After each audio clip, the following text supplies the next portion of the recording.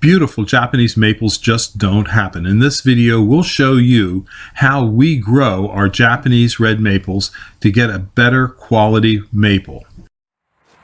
Hello, my name is Mike Hurst from Highlandsville Farm. Today we have in front of us a Japanese bean maple, and I'm going to tell you how to water and how to fertilize it. When we fertilize our plants, we usually fertilize them about once or twice a year. The first time is just to make sure that it's the right color, and the second time is for next year's growth. The reason that we are concerned about fertilizing for next year's growth is that a Japanese maple is considered to be a determinate plant. A determinate plant means that each and every year that when it grows out, there's a determinate amount of leaves and stem that can be formed. And that the determined amount of leaves and stem formed is determined by last year's growing season.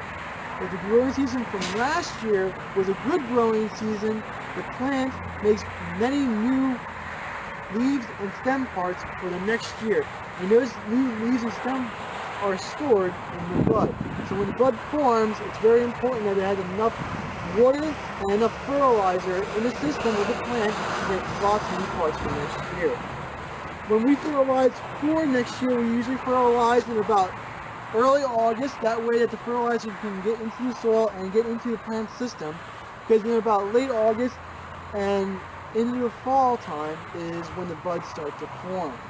And when we use fertilizer, we use a slow-release fertilizer called Osmocote, and we just do a broadcast fertilizer just on the top of the plant on the surface. We don't ever put any fertilizer injections or any of the liquid type in. We just use the granulated form that slowly releases over time. Usually, Osmocote comes in different colors for different years, and we can see here we have some green and we have some white. The green stuff's from this year, the white stuff's from the other year. That way we know if we fertilized it or not. And when we fertilize, this is just an example of some Osmocote, we just pour it in our hand and we just do a light broadcast just over the top, kind of like that, just making sure that there's enough fertilizer on there for it to last most of the year. The Osmocote comes in different kinds. You have to read a label for how long each one lasts and for the strength. The other topic we're going to talk about is how to water these guys one after you plant them.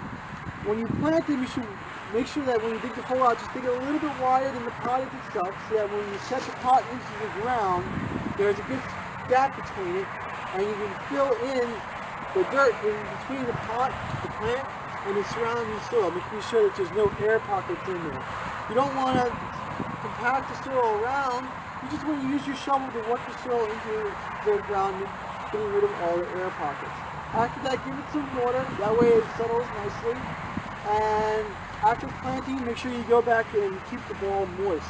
It's important to keep the ball moist, not overly wet or overly dry.